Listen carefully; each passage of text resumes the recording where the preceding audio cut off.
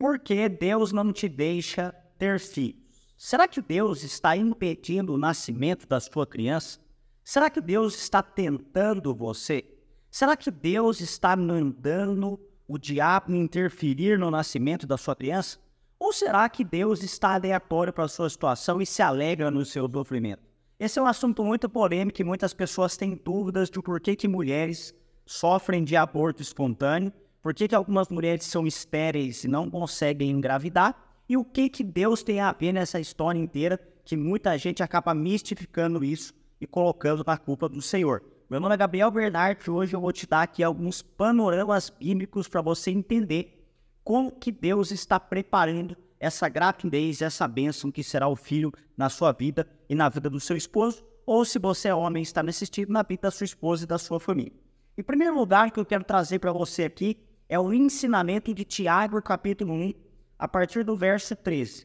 Ninguém sendo tentado, diga, de Deus sou tentado, porque Deus não pode ser tentado pelo mal e a ninguém tenta. Então, o primeiro sofisma aqui, a primeira mentira do diabo que eu quero destruir na sua vida, é que Deus não está tentando você, porque Deus a ninguém tenta. O diabo, ele tenta para te reprovar, para te condenar, para te acusar. Mas Deus, ele te prova para te aprovar.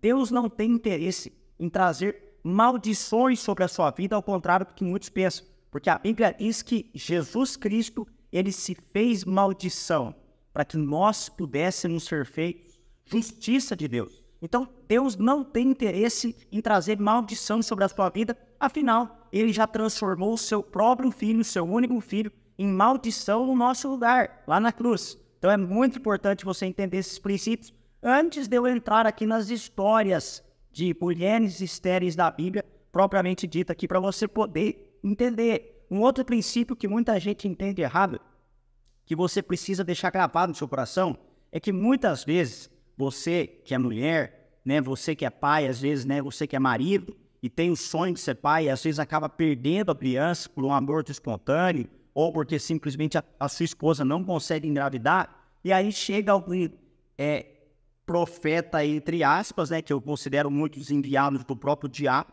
porque afinal, se você está falando uma coisa que não está na palavra de Deus, e você não está em concordância com Deus, você é um profeta de Satanás. Você está inventando mentiras, proferindo mentiras sobre a vida de outras pessoas, e isso vai ter consequência, com certeza absoluta, mas eu não vou entrar nessa. Mas tem alguns desse tipo que chegam para pais que acabaram de perder bebês e falam assim, irmão, irmã, é porque Deus queria o seu Isaac. E aí eu faço uma pergunta para você, meu querido irmão e minha querida irmã. Se Deus enviou Jesus Cristo, o seu único filho, para morrer em nosso lugar, enquanto ainda éramos pecadores, porque a Bíblia diz que Deus enviou Cristo para morrer por nós, enquanto ainda éramos pecadores, inimigos de Deus.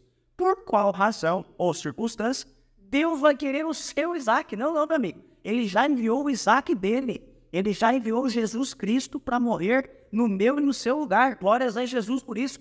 Deus não precisa do meu e do seu Isaac. Deus já enviou o Isaac dele para morrer na cruz e a obra foi perfeita. Cristo disse tetelestai, que é uma expressão que só quem tinha completado a obra poderia dizer. Os sacerdotes, os sumos sacerdotes da velha aliança, jamais poderiam dizer a palavra tetelestai, porque eles não tinham o poder para, com os sacrifícios de bodes, tirar o pecado. Eles tinham poder para fazer uma expiação momentânea. Então, passava uma semana, o camarada pecava de novo, tinha que trazer o outro cordeiro para fazer sacrifício de novo. Mas a Bíblia diz que quando Deus decidiu entrar na brincadeira, João Batista exclamou, eis o Cordeiro de Deus que tira o pecado do mundo. E esse é o nosso Senhor, esse é o nosso Salvador.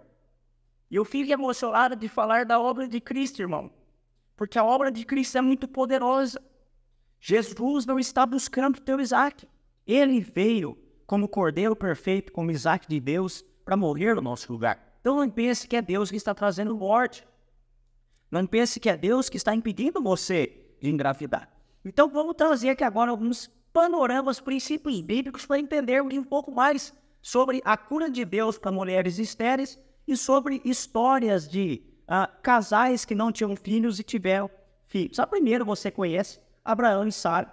A Bíblia diz que lá em Gênesis capítulo 20, antes de eu ler aqui, eu vou te contextualizar um pouco aqui, caso você não saiba.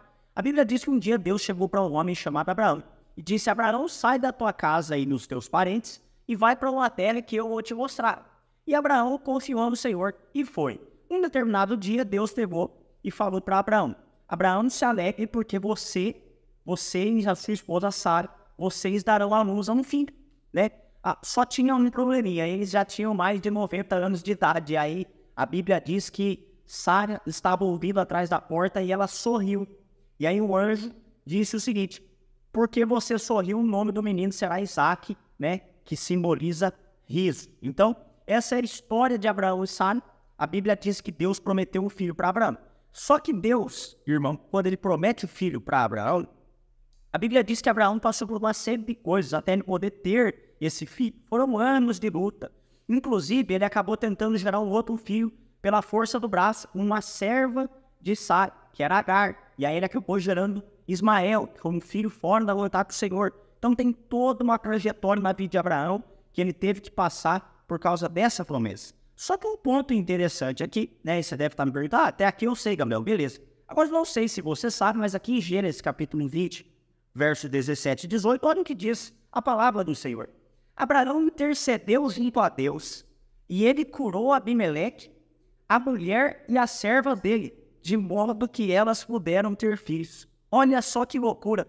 Em outras palavras, Abraão estava aguardando a promessa de Deus, né? E aí ele causou a confusão lá no Egito, que ele foi com Abimeleque, virou um rolo lá, e Deus castigou a família de Abimeleque por causa disso, e fez com que as mulheres ficassem estéreis. Então, Abraão aprontou uma confusão, e aí Deus castigou ainda Abimeleque, que era um bem ímpio, né? E aí seriam as mulheres, de modo que as mulheres do ímpio, ele não era crente Abimeleque, de modo que as mulheres do ímpio ficaram sob maldição e não puderam ter filhos. E aí Deus, ele fala o seguinte: Abraão, você vai lá orar, e quando você impor as suas mãos, as mulheres serão saradas e vão ter filhos. E as mulheres se engravidaram, meu querido irmão e minha querida irmã. Olha só que situação. O cara precisando da promessa e orando para Deus liberar a promessa na vida de outros, né? É meio que uma forma de simbolizar uma dependência extrema do Senhor.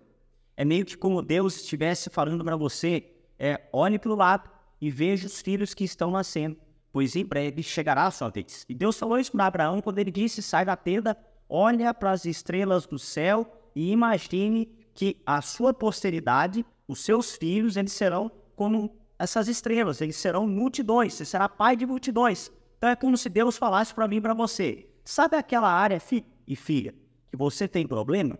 Sabe aquela área que você está esperando o cumprimento da promessa?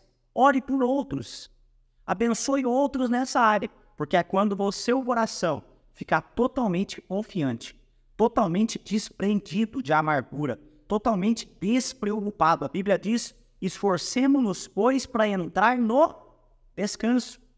Então o Senhor, ele tem prazer, meu irmão e minha irmã, quando nós entramos no descanso, quando nós confiamos no Senhor de todo o nosso coração. A Bíblia também diz: busque o Senhor de todo o seu coração e não confie no seu próprio entendimento, né? Então nós temos que ter esse coração, ou nos esforçarmos, né? Nos esforçarmos para orar por outras pessoas e abençoarmos outras pessoas com promessas que ainda não se cumpriram na nossa vida. Amém? Então, se você ainda não tem filhos e está querendo ter filhos, todas as vezes que você encontrar uma pessoa estéril, vai lá orar, que vai ser um sinal de Deus na sua vida e você vai sentir que Deus está falando com você. Hoje você está aqui abençoando aquele que não tem, e amanhã você será o contemplado e eu te abençoarei com o filho que você tanto sonha. Foi assim na vida de Abraão. Mas entrando aqui um pouco mais aprofundado, a Bíblia diz, né, que muitas mulheres na Bíblia, não vou dizer todas porque eu não lembro, mas na maioria das histórias bíblicas que eu conheço de mulheres estéreis, todas as crianças que nasceram, Deus tinha um propósito muito grande na vida delas. Então isso aqui é muito importante você prestar atenção, porque às vezes pode ser que a sua criança não esteja nascendo no tempo que você deseja, porque Deus tem uma promessa muito grande para a vida do seu filho ou da sua filha, e aí o diabo está interferindo no processo. Ah, Gabriel, isso não tem na Bíblia. Vamos ler aqui para você ver. A Bíblia diz que os reis magos, eles descobriram, né, que Jesus, o Messias, iria nascer. Então, qual que é a informação que eles tinham? Jesus, o Messias, iria nascer desse tempo aqui. E aí os reis magos, então, saíram procurando, né, o lugar que o Messias iria nascer.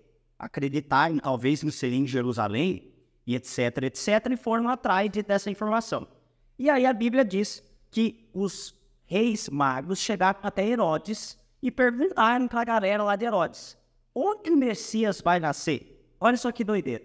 E aí Herodes, ouvindo isso, surtou. Ele falou assim: o dia que vocês descobrirem onde é, me fala para eu ir adorar também. Mas na verdade Herodes queria matar a criança. Por quê? Porque o papel de Herodes, que aqui simboliza o diabo, é sempre matar e destruir o propósito de Deus, né?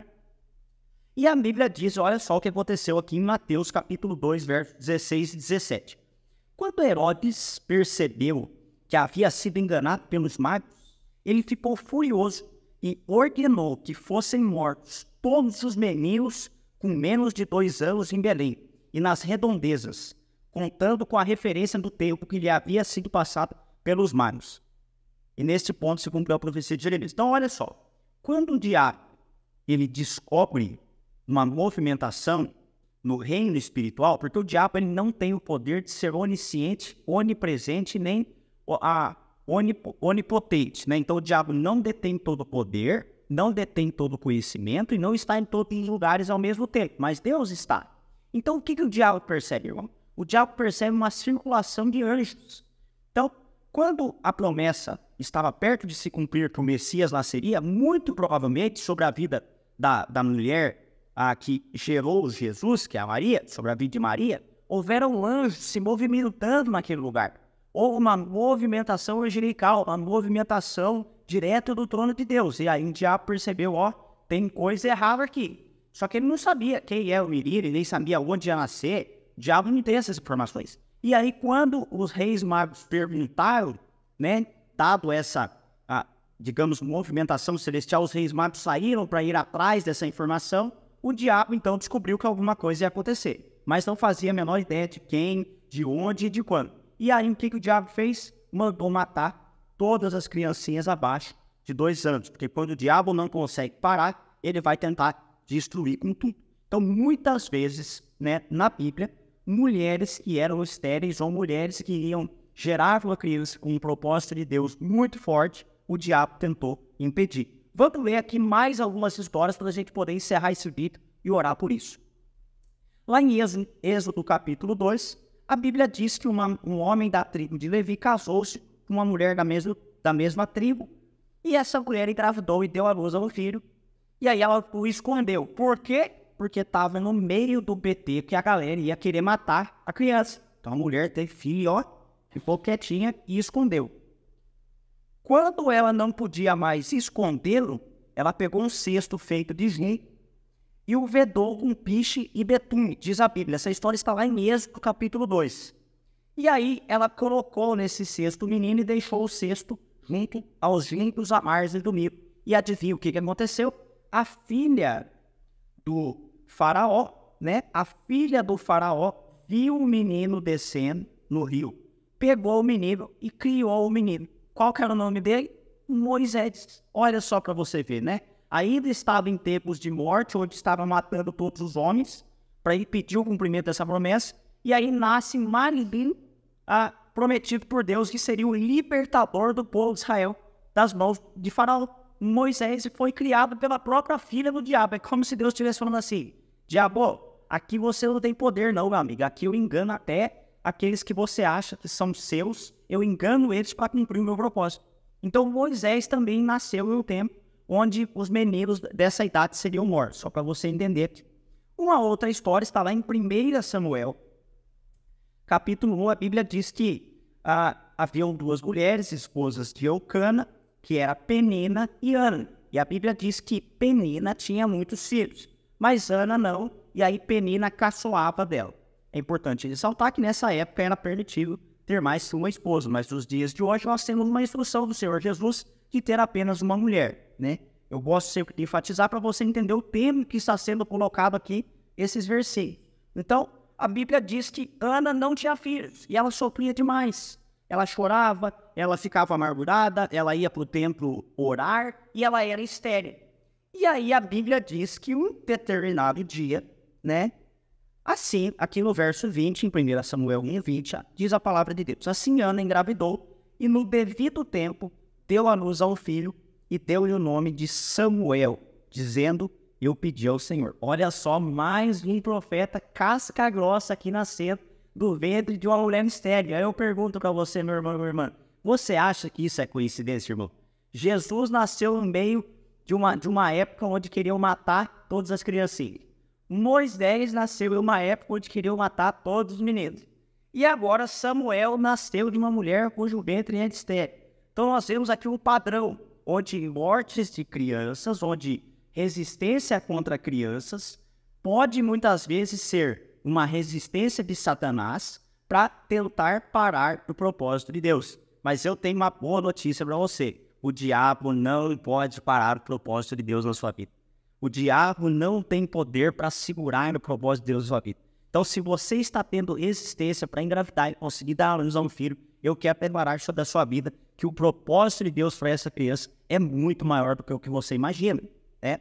E não estou dizendo aqui aquelas profetadas que Deus mandou dizer, nada disso, não estou dizendo nem que é só isso, né? Vá no médico, faça exames, tome remédios, veja a taxa hormonal, faça suas orações, ninguém aqui está falando coisa mística. Estou te dando panoramas bíblicos para você entender o que pode ser e às vezes o Espírito Santo vai tocar em algo no seu coração e você vai transformar isso em motivo de oração, amém? Mais uma história aqui, está lá em Juízes capítulo 13, olha só o que aconteceu aqui. A Bíblia diz, Juízes capítulo 13, verso 2, olha mais um aqui para você. E havia um homem de Zorá, da tribo de Dan, cujo nome era Manoá, e a sua mulher, sendo estéril, não tinha filhos. Olha só o que disse aqui. E o anjo do Senhor apareceu a essa mulher e disse: eis que agora és estéril, e nunca tens concebido.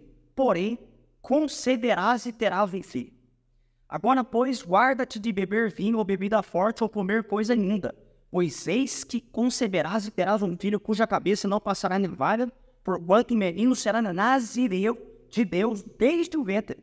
E ele começará a livrar Israel das mãos dos filisteus, né? Então essa mulher, ela teve filho, e adivinha qual é o nome da criança?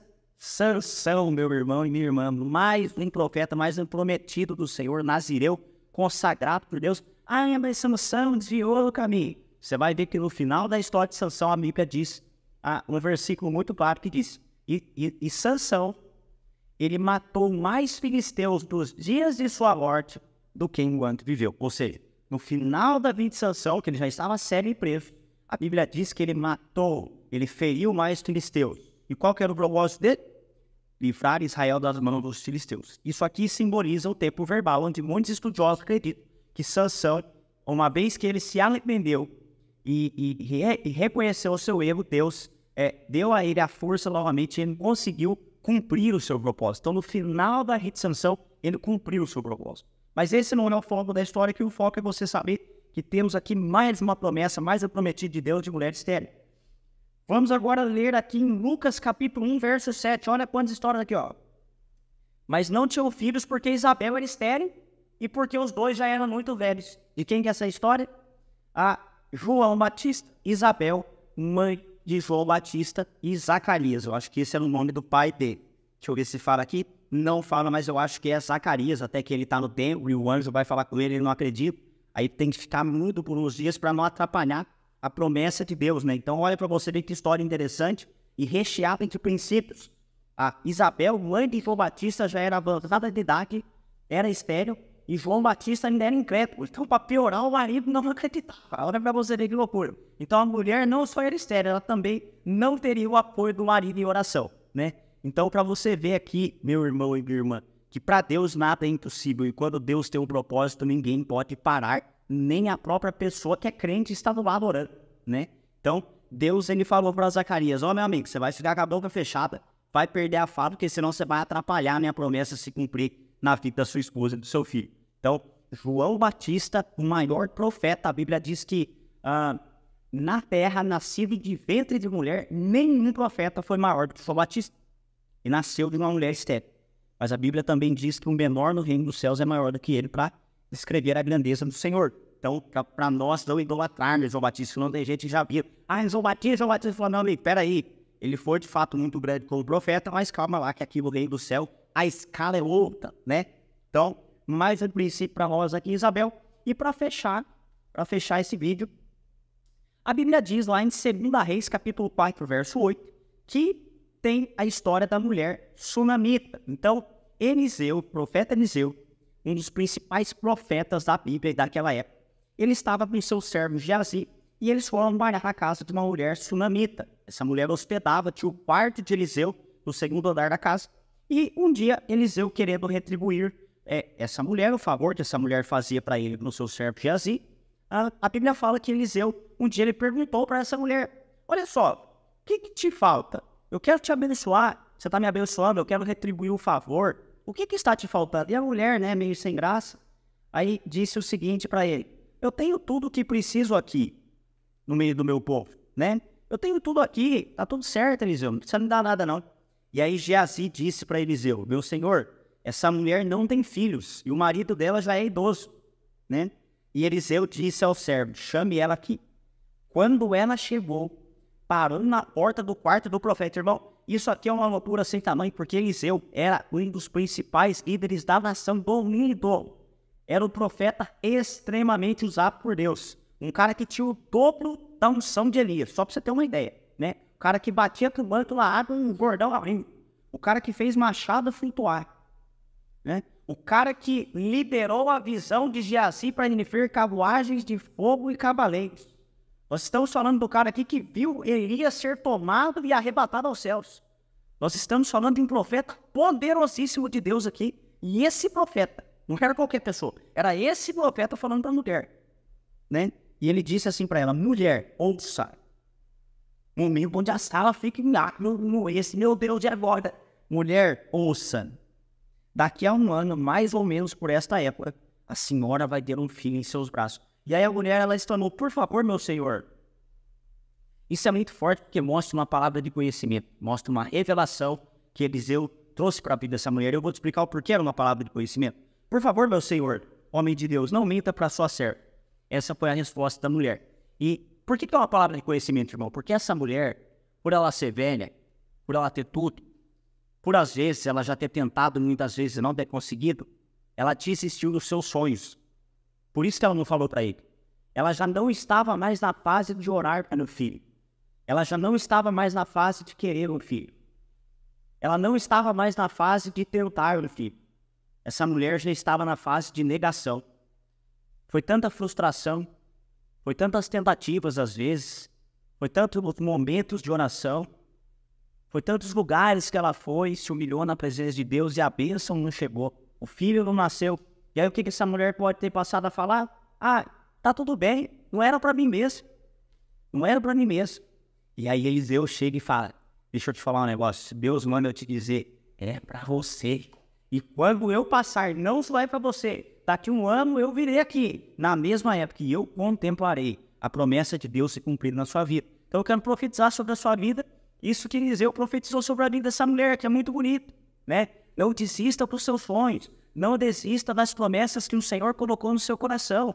Não desista de buscar em Deus aquilo que Ele já liberou para você na palavra.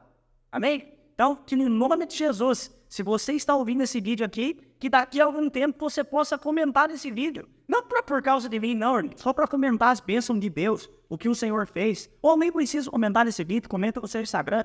Deus cumpriu a promessa e hoje eu estou dando à luz a um filho. Amém? Então eu quero orar por você.